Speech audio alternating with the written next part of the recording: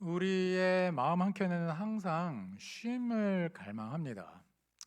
그럴 수밖에 없는 게 한번 보시죠. 이 현대인들의 삶이 얼마나 바쁩니까? 뭐 현대인들 운운할 거 없고 여러분들의 삶을 그냥 보시죠. 얼마나 바쁘게 살고 계십니까? 직장 다녀야죠.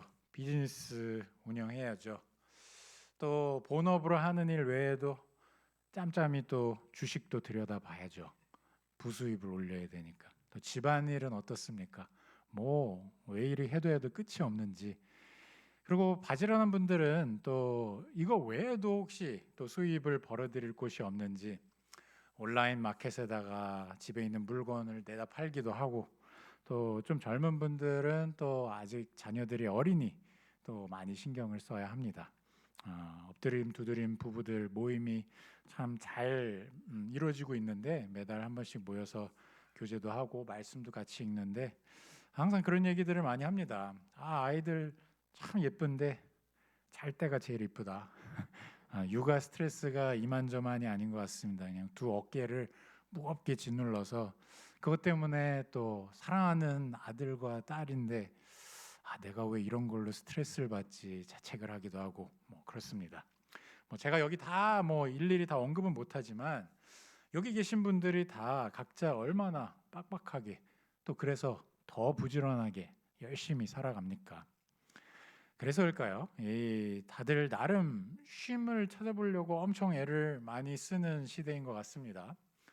요즘처럼 이 여행이 쉬워진 세상이 없는 것 같아요. 그래서 뭐 여기 계신 분들 중에 또 이때를 기억하신 분들이 있을 것 같아요. 해외 여행이 금지돼 있었던 시기가 지금은 상상하기 어렵지만 그런 때도 있었습니다. 근데 요즘은 어떻습니까? 뭐 국내로 해외로 그냥 많이들 다닙니다. 인스타그램이나 뭐 페이스북 이런 거 보시면 또 카톡 프로필만 봐도 그 사진만 봐도 참 많이들 여행을 다니세요. 그래서 그 여행을 가기 위해서 뭐 1년 전 아니 몇 년 전부터 아주 철저하게 계획을 하고 경비도 다 또 준비를 해서 그렇게 다닙니다.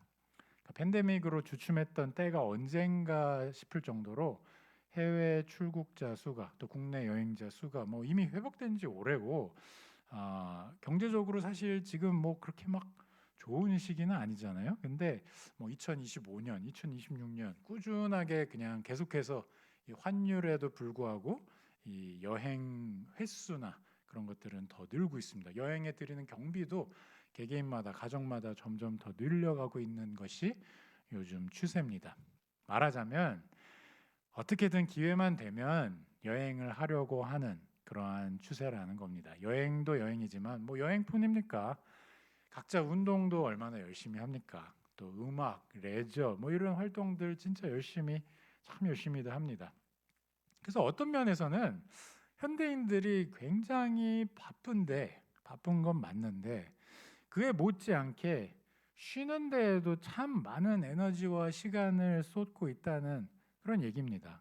그러니까 쉬는 것도 아주 때와 방법을 열심히 찾아서 부지런히 바쁘게, 말이 이상하죠. 바쁘게 쉬고 있습니다. 바쁘게.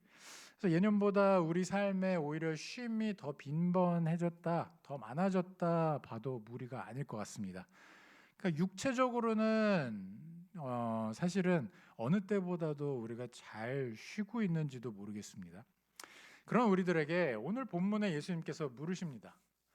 너희 마음에, 너희 영혼에 쉼이 있느냐? 쉼이 이제는 꽤 접근성이 좋아진 우리들의 이 시대, 이 세대에 예수님께서 물으시는 질문은 너의 영혼에 진정한 쉼이 있느냐 하는 겁니다. 자, 예수님께서 현대인들을 우리들을 바라보시면서 부르시는 그 명칭만 봐도 이게 잘 묻어납니다. 어떻게 부르시죠? 수고하고 무거운 짐진 자들아 이렇게 부르십니다. 수고하고 무거운 짐진 자들아. 삶의 퀄리티나 누리는 혜택, 뭐 여행, 스포츠, 취미생활 뭐 이런 걸로 따지면 굉장히 아이러니하게 들릴 수 있는데 뭐 저와 여러분들은 역사상 초유의 쉼의 홍수 속에서 살고 있는지도 모릅니다. 그래서 솔직히 요즘 시대처럼 진짜 글쎄 그런 시절이 또 있었을까 싶어요. 인류 역사상 쉼을 계획해서 쉬는 그런 어쩌면 무한한 이 쉼에 대한 정보까지 뭐 AI 등을 통해서 요즘은 여행 가시는 분들 물어보시면 다 AI가 짜주는 플랜을 따라서 여행을 많이들 다니십니다. 뭐 지역과 또 기간과 내가 하고 싶은 거 이런 거 몇 가지 이렇게 딱 넣어놓으면 거기서 알아서 아주 기가 막히게 어느 관광사도 짜줄 수 없는 아주 멋진 그런 플랜을 짜주죠. 뭐 이런 것까지 등에 업고 지금 쉬고 있는 그런 세대 아마 없을 겁니다, 역사상. 근데 그럼에도 불구하고 예수님께서는 수고하고 무거운 짐진 자들아 이렇게 부르시는데 이 말씀이 우리 마음을 또 뚫고 들어옵니다. 왜냐하면 저와 여러분들은 다 알고 있거든요. 나의 영혼에 얼마나 쉼이 갈급한지, 항상 갈급한지 저와 여러분들은 알고 있습니다. 육체적으로 이러한 쉼들을 쉬고 즐기고 있는지는 모르겠으나 나의 영혼은 채워지지 않는 그 무엇인가로 인해서 어딘가는 항상 공허하고 어딘가는 항상 혼란스럽습니다.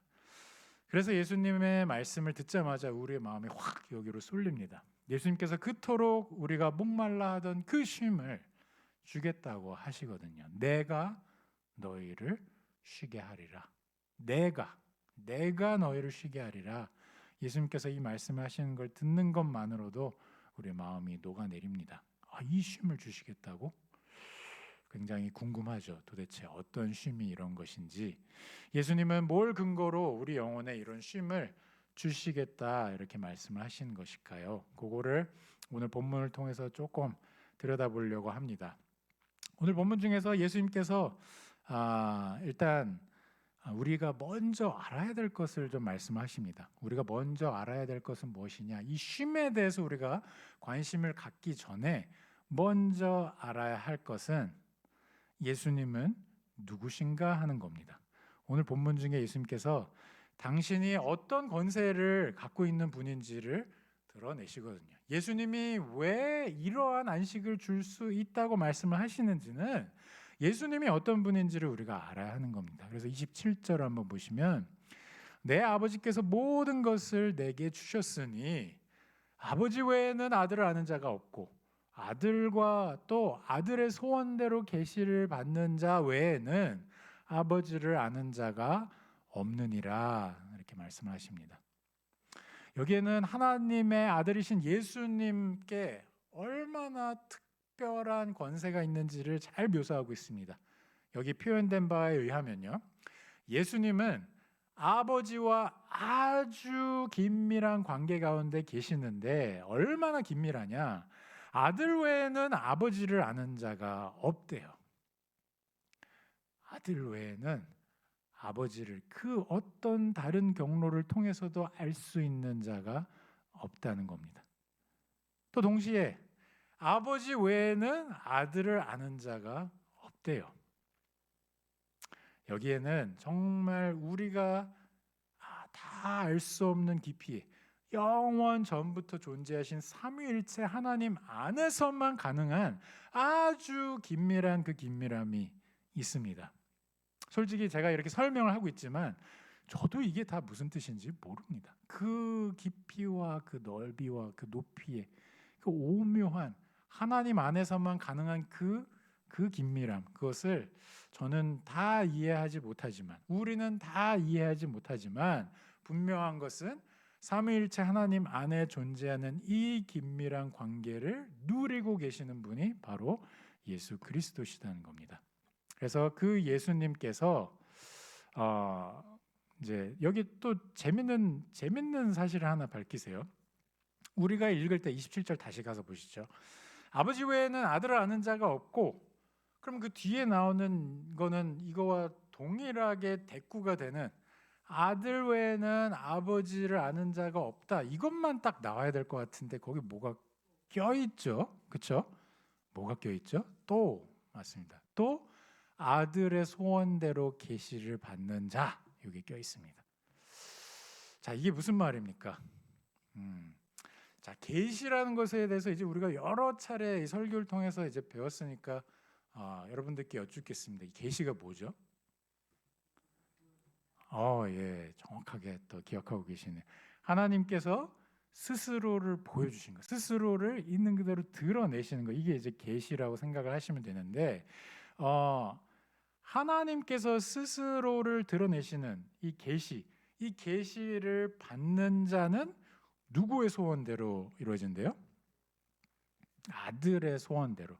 그러니까 하나님 아버지를 알 수 있는 자는 아들 외에는 없는데 그 아들의 소원대로 계시를 받는 자가 또 있다는 거예요.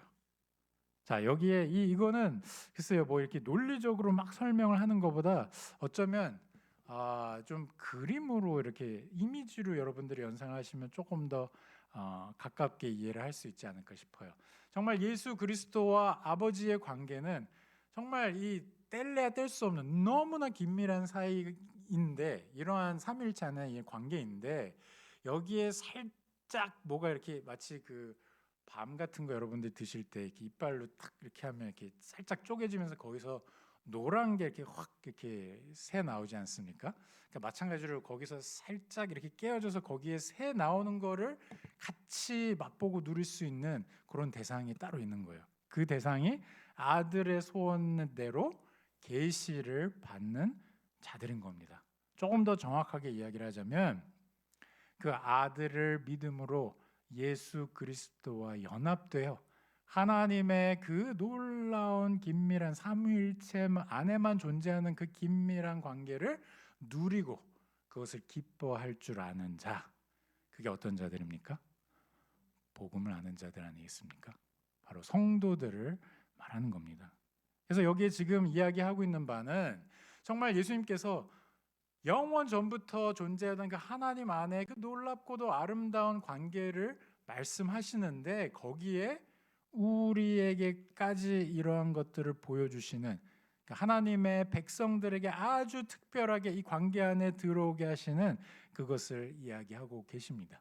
그런데 이것을 허락하는 그 주 대상, 이것을 허락하는 주체가 누구시냐? 바로 예수 그리스도라는 겁니다. 예수님께서 하나님 아버지의 계시를 받을 수 있는 자들, 예수 그리스도를 믿음으로 그 앞에 나오는 자들을 정하신다는 것이죠. 그래서 거기에는 25절에 이런 설명이 또 덧붙어 있습니다. 그때에 예수께서 대답하여 이르시되 천지의 주제이신 아버지여, 이것을 지혜롭고 슬기 있는 자들에게는 숨기시고 어린 아이들에게는 나타내심을 감사하나이다. 이 말씀에는 삼위일체의 그 특별한 계시를 받는 사람들이 어떠한 사람들인지를 지금 설명을 하고 있는데요. 여기에 어린 아이들이라는 표현을 쓰고 있습니다. 그러니까 보통은 세상에서는 어떤 슬기롭고 지혜롭다 그렇게 어떤 지식이 있고 또 뭔가 갖춰진 그런 사람들이 뭔가를 더 아는 것이 당연한 그런 세상인데, 오히려 어린 아이들 같은 자들에게 하나님께서 이 복음을 알게 하신다, 그 놀라운 계시를 보게 하시고 깨닫게 하신다는 겁니다. 근데 이 어린 아이들이라는 이 표현에는 뭐 다 설명을 할 수는 없지만 크게 이제 두 가지를 좀 연상하시면 될 것 같아요. 어린 아이들, 뭐 여기 자녀를 키워보신 분들은 뭐 금방 이 직감적으로 아실 수 있을 것 같아요. 일단 아이들이 부모에게 이렇게 다가올 때 뭐 이렇게 뭐 옷매무새를 이렇게 갖추고 뭐 머리를 이렇게 빗고 이러고 옵니까? 아니죠. 그냥 있는 그대로, 그냥 본인들의 필요가 있으면 좀, 그래서 더 싫기도 하죠. 시도 때도 없이 배고프면 배고프다, 이거 필요하면 이거 필요하다, 저거 필요하면 저거 필요하다, 그거를 다 감내해 오신 분들이 우리 부모님들 아닙니까? 근데 있는 그대로 그냥 하나님 앞에 나오는 겁니다. 있는 그대로. 그런데 여기에 또 한 가지 특징이 있습니다. 이 100%의 신뢰가 있습니다. 그러니까 이게 꼭 좋은 뜻은 아닌 게 되게 뻔뻔한 신뢰입니다. 어떤 얘기냐? 뭐 아이들이 자라면서 부모한테 잘못하는 게 뭐 한두 가지겠습니까? 철없는 아이들이 부모한테 뭐 실수한 것들 뭐 이런 게 굉장히 많습니다. 본인들이 잘못한 게 엄청 많은데, 아무리 그동안 잘못한 게 많아도 언제 내가 그런 잘못을 했냐는 듯이 그냥 또 다시 찾습니다. 그렇죠? 오늘은 오늘로써 나는 100가지 부모에게 죄를 지었으니 오늘부터는 어머니를 찾지 않겠습니다. 이럽니까? 아이들이? 아니죠. 언제 그런 일이 있었냐는 듯이 그냥 신뢰하는 겁니다. 뭐가 돼도 이 아빠는 날 사랑할 거다. 뭐가 돼도 이 엄마는 내가 찾아가면, 내가 뭘 요구하면 그걸 귀담아 듣고 거기에 반응해 주실 것이다. 이런 신뢰가 여기 깔려 있는 거 아니겠습니까? 그래서 예수님께서 말씀하시는 바 이러한 놀라운 하나님의 계시를 받는 자들, 우리 생각에는 막 열심히 공부하고 탐구하고 뭔가 색다른 길을 가서 그렇게 해서 하나님께 특별한 길로 온 사람들일 것 같은데 그게 아니라는 거죠. 있는 그대로 하나님 앞에 나오고 정말 100% 하나님만 신뢰하고 내가 아무리 악한 자여도, 내가 아무리 큰 죄악을 범했어도 내가 아버지 앞에 나오면 나를 받아주실 거다라는 이런 믿음으로 나오는 사람들, 이런 사람들이 바로 어린아이들 같은 사람들인 겁니다. 사랑하는 성도 여러분, 오늘 말씀은 우리에게 분명하게 이야기를 하고 있습니다. 우리와 하나님 사이에 있는 이 관계, 정말 세상 가운데서 쉼을 찾고 그렇게 정처 없이 헤매는 우리와 하나님 사이의 이 관계는 우리가 어떻게 했다고 그것이 정의되는 것이 아니고요. 하나님께서 우리를 자녀 삼아 주신 이상 우리에게는 그 하나님 앞에 나아갈 그런 액세스가, 그런 통로가 항상 열려 있는 우린 그런 사람들입니다. 그래서 우리는 항상 주님 앞에 나아가서 항상 주님의 그 놀라운 계시 가운데 있고 항상 주님의 그 놀라운 성품 가운데 깊이 잠길 수 있는 자들이라는 것 꼭 기억하시면서 내가 어떤 존재인가, 그것은 결국에 하나님이 어떤 존재인가에서 결정된다는 거 기억하시기 바랍니다. 자, 여기 이제 29절을 보시면 이렇게 그 아이들을 부르시는 예수님의 성품을 잠깐 묘사한 그 내용이 나옵니다. 29절 보시면 나는 마음이 온유하고 겸손하다 이렇게 말씀을 하시죠. 이게 짧은 구절이지만 우리가 구원의 주는 어떤 분인지를 좀 연상을 해볼 수가 있습니다. 예수님은 온유하고 겸손한 분이시다. 우리 생각에는 만왕의 왕으로 오시는 분, 또 심판의 주로 오시는 분은 반드시 모든 것을 멸하는, 정말 죄악된 것을 하나도 남김없이 다 멸하는 그러한 이미지를 연상할 수밖에 없죠. 이 바로 앞에 본문을 여러분들이 기억하시면 예수님께서 회개하지 않는 그러한 지역들에 대해서 말씀하시면서 뭐라 그러시죠? 심판 날에 소돔 땅이 너보다 견디기 쉬우리라. 그러니까 회개가 없는 자들을 향해서 정말 무서운 심판이 임할 것임을, 하나님 나라가 도래할 때 그러한 심판이 있을 것임을 말씀하십니다. 그런데 그 심판의 주는 사실 아주 온유하고 아주 겸손한 분이시라는 것, 이것을 우리에게 가르쳐 주십니다. 이것이 가장 극명하게 드러난 곳이 바로 예수 그리스도의 십자가가 아니겠습니까? 예수님께서는 당장 그 십자가를 다 깨부수시고 정말 모든 것 위에 하나님의 그 말씀 한마디로 다 쓸어버리실 수도 있었건만 그리하시지 않으셨습니다. 예수님께서는 아주 특별한 사명을 입고 그것을 가지고 우리를 위해서 십자가 가운데 죽으시기 위해서 오셨고 겸손하게 아버지의 말씀에 순종함으로 그것을 완성하셨습니다. 사랑하는 성도 여러분, 예수 그리스도는 이러한 분이시기 때문에 우리가 어린아이와 같이 주님 앞에 나아갈 수 있는 겁니다. 예수님은 분명 심판의 주이시지만 우리를 향해 바라보시는 그 눈길 가운데에는 정말 우리를 사랑으로 쳐다보시고 우리를 온유함으로 덮으시고 우리를 우리보다 오히려 더 낮은 자리에서 섬기시는, 십자가의 그 보혈을 다 흘리시는 자리에서까지 우리를 섬기셨던 그런 겸손함이 있습니다. 이것을 기억하면서 주님 앞에 우리가 더 이상 나오지 아니할 이유가 없다는 것 여러분들께서 꼭 기억하시기 바랍니다. 이제 마지막으로 조금 충격적인 얘기, 조금은 세상에서 듣기 어려운 이야기를 함으로 설교를 마무리하고자 합니다.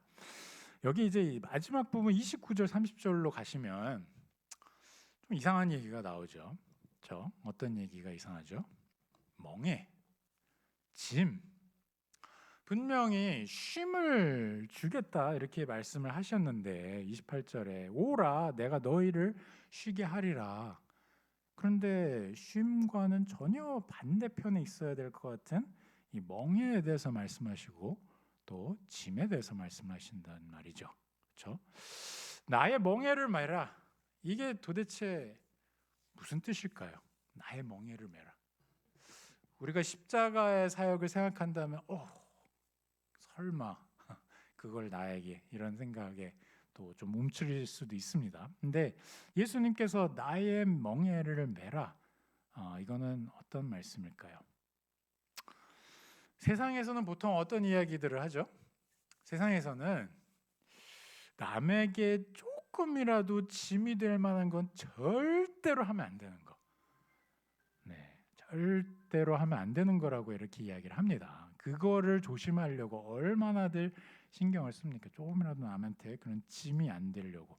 근데 예수님께서는 정반대 얘기를 하신단 말이죠. 내 멍에를 메라. 내 멍에를 메라 이렇게 말씀하시는데 예수님께서는 굉장한 요구를 하고 계신 겁니다. 어떤 요구냐? 너의 삶에 내가 모든 것을 압도할 수는 없겠니? 이 말씀인 겁니다. 예수님께서는 어떤 말씀을 하시는 것이냐?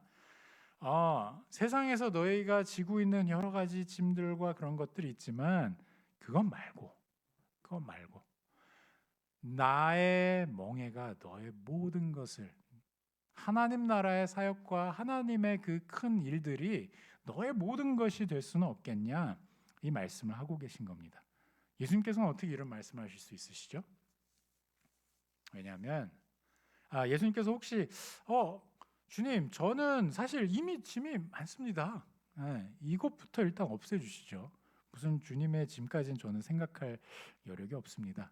이렇게 생각할 수 있는데 예수님께서 이렇게 말씀하실 때에는 우리의 짐과 우리가 지고 있는 그 모든 부담들, 특히 죄 아래 놓인 피조물로서 비참한 상태에 있는 그 영혼이 받고 있는 그 어마어마한 무게, 이거를 예수님께서 다 짊어지셨기 때문에 이미 우리의 짐을 다 짊어지셨기 때문에 하실 수 있는 말씀인 겁니다. 지금 예수님께서 어떤 얘기를 하시는 거냐면요, 내 멍에는 어떻다고 하시죠? 가볍다. 내 멍에는 쉽고 내 짐은 가볍다 이렇게 말씀하신단 말이죠. 그러니까 예수님께서는 지금 마트레이드를 얘기를 하고 계시는 겁니다.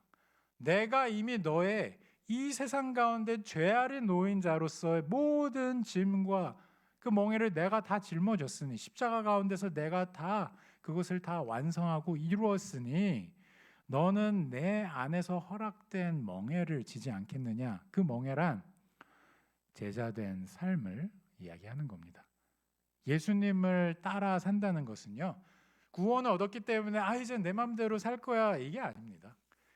예수 그리스도를 아는 자로서 산다는 것은 이미 예수님께서 나의 가장 큰 짐을 지셨기 때문에 나는 예수 그리스도의 제자 되기에 모든 것을 걸겠습니다.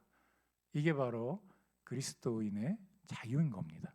하나님께 온전히 순종함으로 하나님께서 우리를 인도하시는 그 영광스러운 하나님 나라를 향한 그 발걸음을 아주 진보적으로, 아주 적극적으로 걸어가는 것. 정말 예수 그리스도의 그 말씀하신 말씀이 우리에게 증거하는 그 삶을 진짜 진취적으로 아주 적극적으로 살아가는 것, 이것이 바로 제자된 삶이 아니겠습니까? 사랑하는 우리 성도 여러분, 여러분들의 어깨에는 어떤 짐이 있습니까? 어떤 멍에가 있습니까? 제자된 삶을 살기 위한 정말 그러한 하나님 나라의 거룩한 짐입니까? 아니면 내가 세상에서 여기저기서 짊어지고 있는 정말 그리스도를 알지 못하는 자들도 똑같이 거기에 눌려서 비참하게 죄 아래서 허우적거리고 있는 그런 짐을 우리도 여전히 지면서 그렇게 나아가고 있습니까? 예수님께서는 이미 우리를 자유케 하셨습니다. 그 자리로 다시 들어가서 그 짐을 지지 마십시오. 우리가 짊어져야 할 짐은 제자된 자로서의 짐입니다. 예수님께서 우리에게 마땅히 나아가야 할 길을 우리 발에 등불이 되는 이 말씀을 주심으로, 또 우리 마음 가운데 일하는 성령께서 우리에게 밝히 보여주심으로 우리에게 제자된 삶을 살라 하십니다. 그 짐을 함께 지고 가는 저와 여러분들 되기를 간절히 기도합니다. 다 함께 기도하시겠습니다. 하나님 아버지, 감사합니다. 이 저녁 시간에 우리에게 하나님의 말씀에 귀를 기울일 수 있는 이 자리를 허락해 주시니 고맙습니다. 수고하고 무거운 짐진 자들아, 우리를 부르시는 예수 그리스도의 음성에 우리가 다시 한번 주님 앞에 엎드립니다. 혹여나 이미 예수님께서 우리를 그 모든 세상의 짐으로부터, 그 죄악의 짐으로부터 자유케 하셨는데 또다시 그리로 들어가서 그 짐들을 하나하나 짊어지고 있는 것은 아닌지요. 세상에 돌아가는 것들을 바라보면서 염려와 근심에 우리의 영이 완전히 사로잡혀서 하나님께서 말씀하시는 나라를 보지 못하고 세상 나라만 보고 걸어가고 있지는 않은지 주님 앞에 우리가 솔직히 회개합니다. 우리 안에는 다 그러한 연약한 부분들이 있고 주님 앞에 여전히 넘어지는 부분들이 있기 때문입니다. 하지만 주님은 온유하시고 우리에게 모든 것을 베푸시는 정말 사랑의 하나님 아니십니까? 그 사랑에 힘입어 나를 위해서 그 아들마저도 내어주신 그 사랑에 힘입어서 우리가 다시 한번 나아갑니다. 예수 그리스도의 제자가 되었으니, 이미 그리스도 예수와 연합이 되었으니 우리는 이제는 더 이상 그 어떤 짐도 지지 아니하고 오로지 예수 그리스도의 제자된 그 짐만을 지며 살아가길 간구합니다.